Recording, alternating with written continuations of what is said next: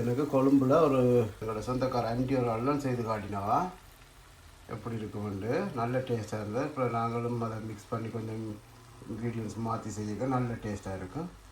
நீங்களும் செய்து சாப்பிடுங்க. இந்த வீடியோவுக்கு பின்னால் அப்படியே தொடர்ந்து போங்க. இது என்ன மாதிரி செய்கிற என்ன டீட்டெயில்ஸ் எல்லாமே போட்டிருக்குறேண்ணே.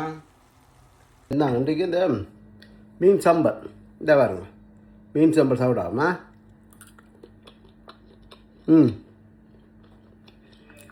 சூப்பராக இருக்கும். இது என்னென்னா இந்த கச்சை போட்டு தானே கொஞ்சம் சாடையான புளிப்போட நல்ல டேஸ்டாக இருக்குது. சரி பாருங்க, சின்ன பிள்ளைலாம் சாப்பிட நினைக்கிறோம். சரி பாருங்க, நல்ல டேஸ்டாக இருக்கும். மந்திராமம் யாம் பெற்ற இன்பம் வையகமும் பெற சேவனை மறக்காதீங்க. இந்த சூட மீனில் ஒரு சம்பல் செய்ய போகிறோம். மீன் சம்பல் இப்படி வெட்டணும், சின்ன சின்னனா வெட்டணும்.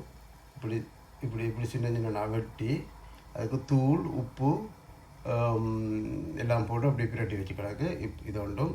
மற்றது தக்காளி பழம், வெங்காயம், பிஞ்சு மிளகா, மற்ற தூள் தேவையானதில் இந்த சில்லி பேஸ்ட், டொமேட்டோ கெச்சப் கொஞ்சம் தேவை. இவ்வளோதான் தேவையா. அளவாக எண்ணெய் விடுங்க. பொறிக்க கவனமாக இருக்கணும். இதே எண்ணெயில் தான் அப்புறம் இது செய்யணும் சம்பல். அப்போ ஒரு அளவாக விடுங்க எண்ணெயை. பிரட்டி வச்ச மீனை போட்டு பொரிப்போம். நல்லா பொரிஞ்சு நல்லா கோல்டன் ப்ரௌனில் இருக்குது. இந்த பாத்திரம் வேலை வச்சுனீங்கன்னா சரியா. பொரிச்சு மிச்ச எண்ணெய் இந்த எண்ணெய் எடுத்துருக்கலாம். சரிதாங்க. மிச்ச கொஞ்சம் கடுகு போடுவோம், சீரகம், சின்ன சீரகம், இந்த கூட கருவேப்பிலை போடணும். கருவேப்பிலை போடுவோம்,